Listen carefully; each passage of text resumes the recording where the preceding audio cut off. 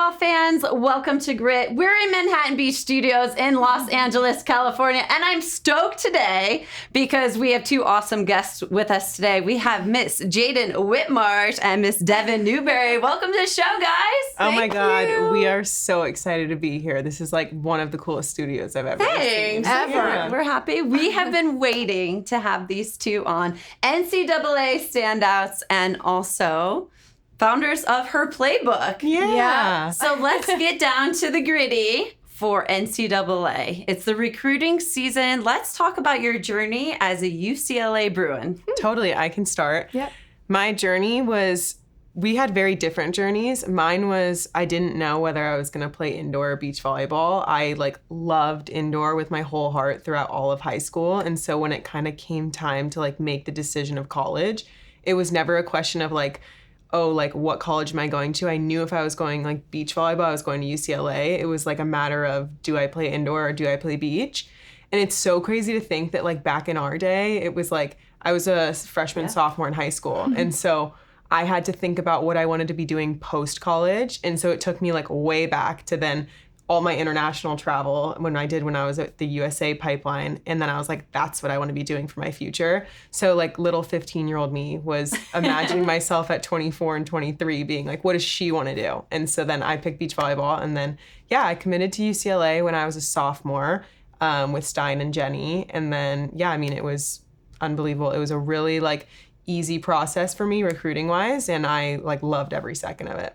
I love that. And looking back on your 15-year-old self now, sitting where you are, what advice would you say, hey, definitely do that or maybe consider that? Totally. I think that have a really open mind with every school you visit, and also you want to go somewhere you already feel comfortable with the staff and with the people. I knew UCLA was the school for me because I had such strong connections with the coaching staff, and I knew that they had my best interest at heart. So if you're not wanted or you're not feeling wanted by coaching staffs, don't look at those colleges, and you want to feel prioritized wherever you're going. Yeah, that's a great point to pick out, because a lot of people have a lot of offers on the table or indecisions, and that feeling is really important. Totally. Jaden, how about for you?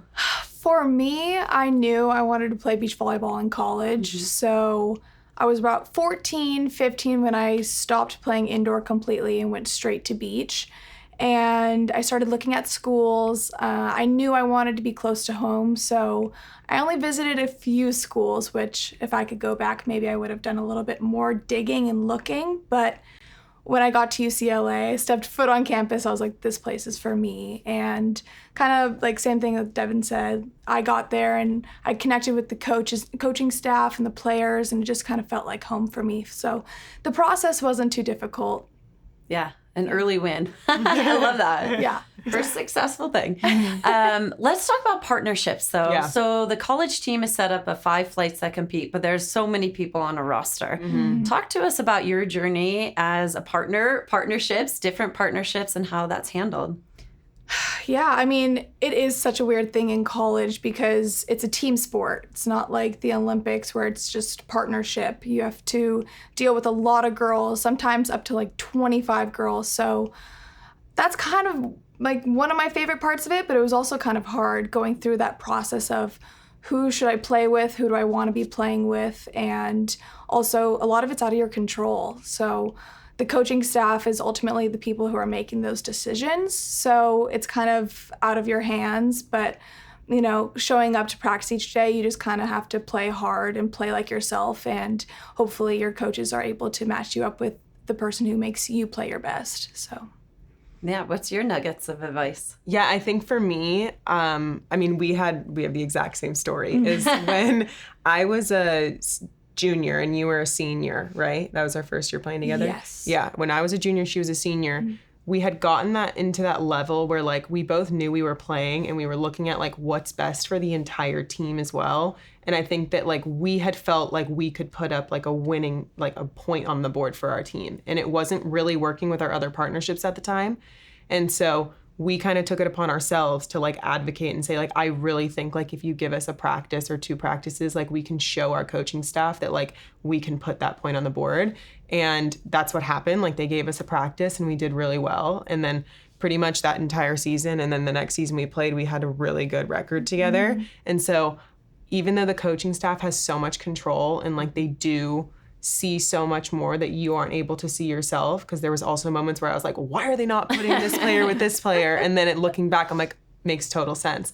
But I also think that like not being afraid to advocate for yourself and just be like, listen, just try it out. Like, I think that I should be here. And I think if you give me a shot, let me try this. Because I think that all coaches respect hearing that. And so that's what we did. And it worked out really well for us. Also, too, like sometimes the coaches aren't seeing what the players are seeing. Or the chemistry off the court.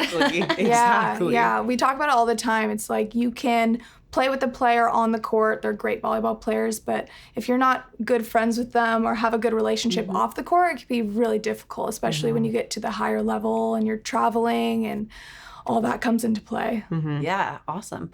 I have a question for you. Yeah. Undersized blocker. Yes. Ginormous long arms, massive threat at the net. Yeah. How do you get the mindset for that, and how do you do that? Because there's a number of kids across the country that are looking to be like, she's done it, I'm going to do it too. Totally. And I think that's what I love, is that I can be like that for somebody now. I've always looked up to Brandy Wilkerson. Like, that has been my role model since I was... She's only 5'10", 5'11", and you look at her and you think she's 6'4". Exactly. Exactly. And so I think that, like, I always looked up to somebody like that, and I was like, if she can do it, so can I. And I was always told when I was younger that, like, even now, like, at some point you're going to switch to a defender, and, like, once you rack up enough points, like, maybe you'll switch. And I just don't feel that way. I think I know my potential, and I know where I can get to. And also, like, a couple inches off of, like, my height doesn't matter if my arms are over the net. Like, I can work on jumping higher, and that's what I do every single day. And so there's so many different aspects of my game that don't, like, my height has nothing to do with them. And I honestly love being a small blocker too, because it's also like an intimidation factor. Yeah, and you harness it big time. Team strategy, let's talk about it as a partnership. Smaller blocker, fast defender. Let's talk about playing those bigs, USC, around the country. How do you build a strategy to win against teams like that? It's different with, every team that you're playing. For us, it's just about playing like ourselves. And once we get in the flow of things, it just kind of happens naturally.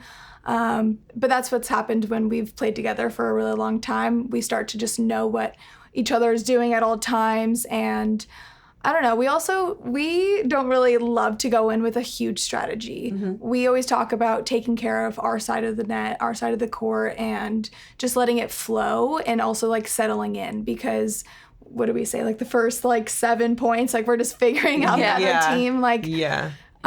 We always trust in our defense and trust that points will come later in the set. So we don't like to get too into the strategy and everything like that. We just let it happen naturally. Yeah, I think too, from college, we were able to have like such a skill set of picking up tendencies on other players much quicker than a lot of other people, because that's what you have to do in college when you're watching video all hours of the day and of the same people. And I also think that like we play to our strengths. So like what Jaden was saying, like we always know that at some point our defense is gonna get some points, and like that's our strength. And so it's really just like honing in on our side and like making ourselves look as good as possible. And so there's like a certain piece to our dynamic of like knowing that I trust myself and I trust her, and that we can get the defense points, and it's totally in our control. And defensive points were huge points. For sure. Great heel pull digger. For sure. Able to set out of it and get the big point and win was amazing. So talking about the evolution of the NCAA game from when you started, hybrid athlete, defender, COVID, the clog, the transfer portal. Totally. What are the biggest changes you've seen in the women's collegiate beach game from when you started to right now, even in technique or strategy? I think that something I've seen is when I first got to UCLA and a couple years previous to that, there were probably 4 schools that were going to be that significantly better than everybody else. And now you look at it and like there are teams in all different places all over the country that are equally just as great. And I think that's something that we really talked about for NCAAs this year, is that the playing field is so even. It's really anybody's game. And you could not have said that 5 years ago, 4 years ago. And so that's my favorite part, is like I get to see and play against people who I've never heard of, and they are absolute beasts. And like that's exciting that like I don't know your name yet, but like I will when we're done. I will when we're done. And like, you're doing so great. And like, I didn't know that. That just means our sport's growing.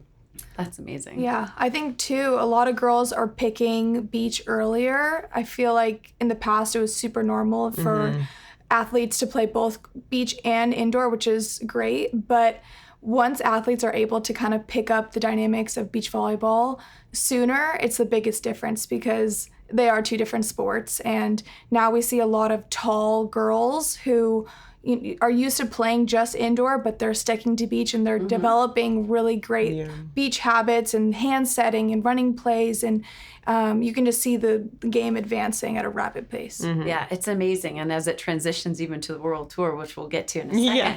But let's talk about Gulf Shores, the NCAA championships, the road to the dance, and then also about moving to Huntington this next year. So what's your experience been in going to Gulf Shores? I mean, we loved Gulf Shores. I think it was one of the most magical places ever. The white sand, the people, the environment. We were just saying it feels so weird that it's going to be switched to Huntington, but it's going to be great. I mean, it's going to be different, but it's going to be great for Southern California fans and people to travel to. It's gonna grow the sport, and we'll hate to see it leave Gulf Shores, but maybe we'll be back in the future. Yeah, I think that Gulf Shores is just that magical place, and traveling somewhere so remote, and like that's the only place I've been like for national championships, and I will never go to Gulf Shores as like a vacation spot. Like that's national championships. And so like that place will always hold like the most special place in our hearts. But selfishly, I'm so excited to see it at Huntington because it's a quick drive and I can go see my teammates. We'll make a weekend out of it. Yeah, exactly. Yeah. And like what Jaden said, like it is so huge for growing the sport because like when you have all of Southern California wanting to come to these national championships, it does really start in college. And so, I mean, like I see that in all different sports. Like WNBA, it started in college. And so I'm hoping that's exactly what's going to happen for beach volleyball once college becomes bigger. Yeah, and it's crazy the transition from the collegiate game with the fans and the team support into the pro side where you don't have a team behind you. So let's talk about those differences. Yeah, I mean, we actually just talked about this recently together. Like, not only is it like we're losing like all of our support and our staff as well and like trainers and PT and all of that, but also usually when you come out of college, you're playing a rookie and you're playing a veteran, you're putting them together. And so at least there's some sort of guidance for the rookie and like the first year kind of being like, oh, this is how I book my flights. This is how I plan practices. But for us, we're both doing this for the first time. And so we really do get so lost and like we are figuring this out completely by ourselves, which makes it feel that much better when we get anything done because it really is like just us doing this and our families. Yeah, it's definitely a scary transition when you leave that whole support staff behind, but also knowing how amazing the staff I have at UCLA and the friends I have and like how helpful they've been through this whole transition is really great. Yeah, we know they'll always be in our corner, but it definitely is different. We were playing in Huntington AVP and I think we were the only team without a coach and we were like, oh, maybe we should get So it's a little different now. We actually just started training with Jose Loyola, who was our coach this past year at UCLA, and he's a phenomenal blocking and defensive coach, so he's bringing the best out of us, which is great. That's awesome. Yeah. And you're just arriving to the scene. Yes. Let's talk about your recent trip where you were on the Queen of the Beach. Yes. Yeah, I mean, that was unbelievable. It was so last minute. Like, where was it again? Hamburg. That's right. Germany. And it was so last minute, and my mom and her boyfriend were like, all right, let's all make a trip of it. And so we did not expect, so the whole format is wild. Like it really took a day to understand it even. And so we walked in with like zero expectations. This was also like so many Olympians were in this tournament. And Kelly and Sarah were in this tournament. They won it. And so we were like, hey, we're the rookies. Yeah, we're like, hi everybody. And so we were literally just hoping to score 1 point. That's what we had talked about before is we were like, all right, in the first round, let's just get 1 point and just have some fun. Because it's like old school point scoring is the whole strategy. Yeah, it's like Queen of the Court. What's it called? format. Yeah, Yes. yeah. And so then we ended up winning that whole day, which was like a phenomenal feeling because when you expect nothing and you do that, like it was. You're like, what just happened? Yeah, like I had no idea. Jaden had to tell me. And so that was like just so cool because that guaranteed us a spot into the semifinals. We lost in the semifinals, but it was just overall like a wonderful trip. Yeah. Traveling internationally, that was our first time doing it too. So it was definitely a big tournament for us. And we were just honored and glad to be there and be on the same court as Kelly and Sarah. And it's something we'll never forget. Yeah. And talk to us about your picks for the Olympics, even on the women's side. I mean, it's going to be a pretty stacked field. Oh my gosh, I know. I know. I'm so excited to watch. It's been like what I count down days towards it. I think for me, I think for like US, I think that Kelly and Sarah are going to have like a really strong performance. I feel like they're peaking at like the perfect time from what I've seen from them. And then I also just think that Brandy and Melissa are just, I have such a soft spot for them. I just love them so much. She's my idol. So yeah, that's who I'm rooting for sure. And then also TK and Taryn and Kristen are incredible and they've played together for so long. So I feel like they'll have a sense of comfort on the court being in this huge environment, this huge big stage. I think they're going to prove themselves. And totally. Yeah, and it's probably a person, Kristen, to look up to yourself as a defender and how she just terminates the ball so well. Yeah, we were at a little event the other day and there was some indoor players who were shorter and they were talking to us and kind of being like, like how tall do I need to be? And I was like, there is a 5'6" beach volleyball player that's going to the Olympics. Yeah, she's going to be an Olympian. Like, dreams, keep shooting for them. Like, doesn't matter your height, doesn't matter your size. Like, she's a great role model of that. Yeah, and she flipped at a pretty young age, too. Like, straight out of college into it. Yep. So that's what you guys are doing now on the beach side, is flipping into the pro life, doing the AVPs. Are you guys going to Denver? We are going to Denver. Playing together. Yes. Love it. Yes. And then what's the roadmap? Trying to get into the league in the fall? Yeah, I mean, we had no idea that we even had a shot for the league. I thought they took like 4 people. So I got that completely wrong. And then you're learning a lot. Yeah. And then I saw the AVP posted being like, Devon Newberry and Jaden Whitmarsh are in the running for the league. And I was like, oh, we are Jaden. So I mean, that's definitely like a hope for us. I don't think that we're always the team who's going to be like very present with where we are. But yeah, that's Denver's next, and then Virginia Beach, and then Manhattan Beach, and then fingers crossed, Chicago. Yeah, that'd be awesome. How about the World Tour? Representing USA, Queen of the Court. Yeah. Are you guys looking at futures, challengers this fall? Yeah, definitely. I think that it's also, this all happened so fast. Like, you come out of college and then a week and a half later it's Huntington. And so like we haven't been able to really like sit down and like plan out the entire rest of the year and the next year, which is something I'm excited to do later on. Yeah, I mean, especially for me, last year I thought I was done with volleyball. Yeah. So here I am. I remember having those chats. And you had shoulder surgery and all this stuff. Yeah. So we're new to this and we're just excited to see what's next for us. Yeah. Well, not only is it new to be a beach volleyball pro, but also founders of Her Playbook. So let's dig a little deeper on this whole endeavor. Yeah. Yeah, I mean, it started with, I just like always wished, like I had such hard times in college and like I really wanted something to like, somebody to talk to or somebody to like sit me down and like listen to their story about like what they would have done in college and what they wish they would have known. And so I started going back to my old club and my old high school team and giving talks to these younger girls who were either going to enter college or coming up on college, whatever it may be.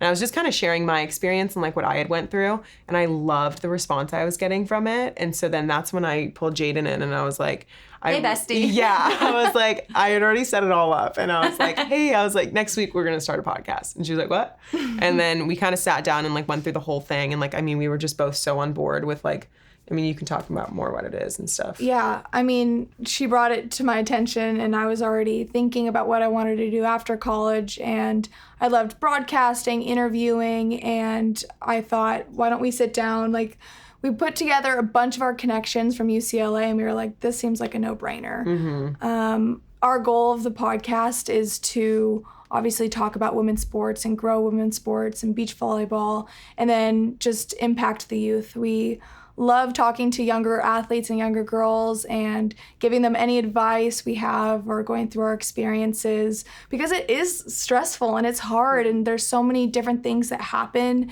in high school and college. So we just kind of want to create a platform for people to go to so they know they're not alone in the craziness of that time.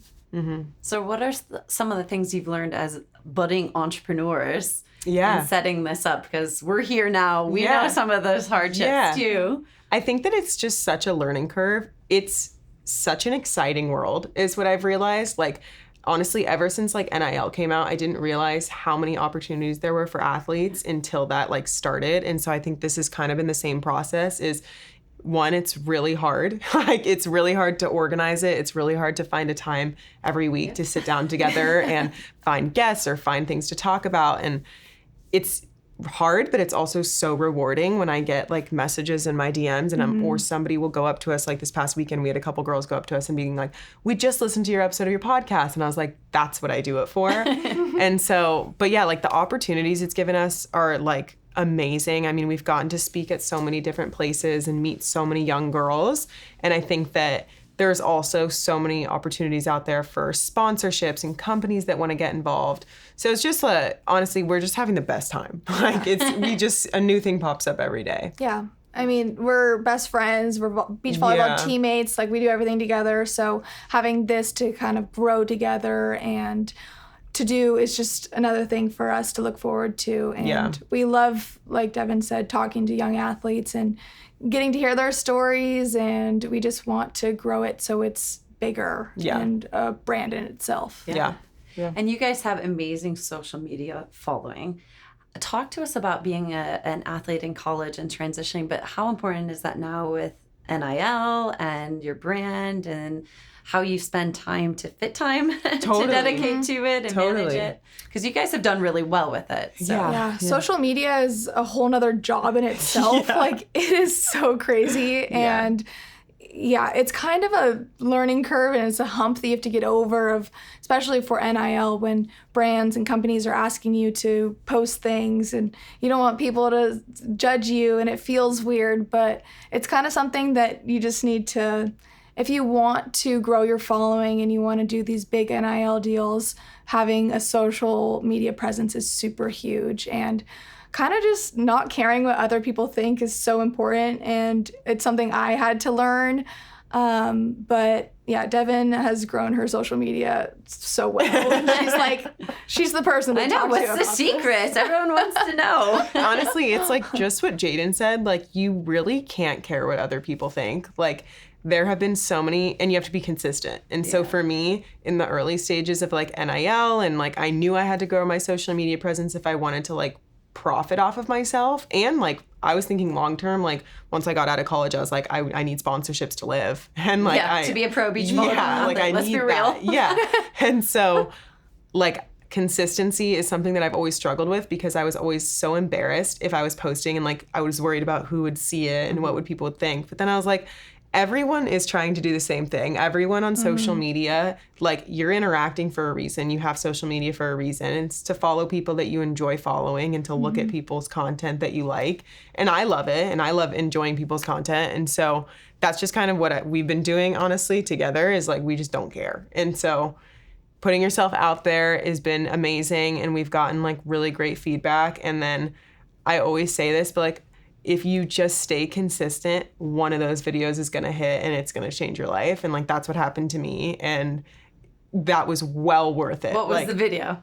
It was a video of, so NCAA, well, backstory. So Jaden and I, when we were partners 2 years ago at NCAA's, every morning when we would wake up, I would play this song and I would just do my like interpretational dance. And that song came on as we were warming up for NCAA championships. And so I did it to Jaden, and just to like get a laugh out of her. And then they videotaped it and they posted it. And so we lost the NCAA championship, and then I checked my phone and I have like thousands of messages and I'm like, what is going on? And so then I posted that video on my account. And then, yeah, I mean, it took off and it did me quite well. I love it. Well, the dancing is continuing. Yeah, I saw it under the Eiffel Tower. Yeah. Let's talk about Paris. Stop. Yeah. Oh my gosh. We had the best time in Paris. When we were in Hamburg, Germany for our tournament, we were already in Europe and we were like, let's just continue to travel. Yeah.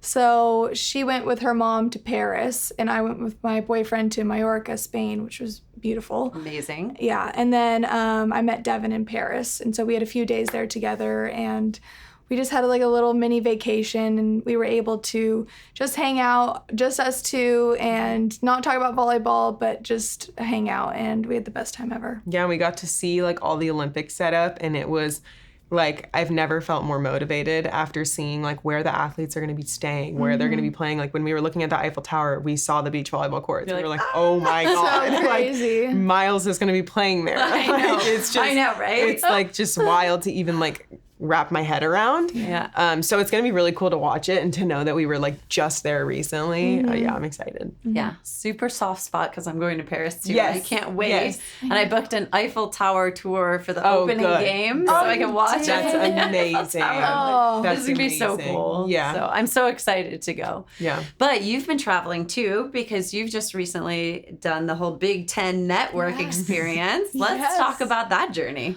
Oh my gosh, yes. It was incredible. My SID, Ryan Finney from UCLA, knew I was interested in sports broadcasting, so he reached out to me and just basically was like, just apply and just see what happens. So I applied and they accepted me, and I was super excited because obviously UCLA is going to the Big Ten, so I was just happy to go and represent UCLA in beach volleyball.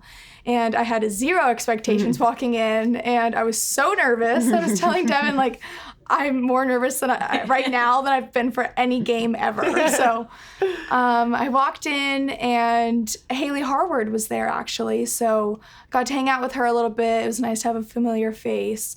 And there were basically 16 former D1 athletes there ready to learn. They were putting us through a broadcasting boot camp and learning from the best of the Big Ten network. So made a lot of great connections and met some incredible people, and I was just trying to be a sponge, sort of like soaking up as much as I could. It was amazing to meet everyone and also just come out of there really excited about the future. So, What are some of the big takeaways or learnings that you found? I mean, broadcasting is so funny because my whole life I was like, I'm super interested in this, but I just hadn't had many experiences, and it's hard to get experience when you're new to it because it's scary. But they basically just threw us in and we got to call a game.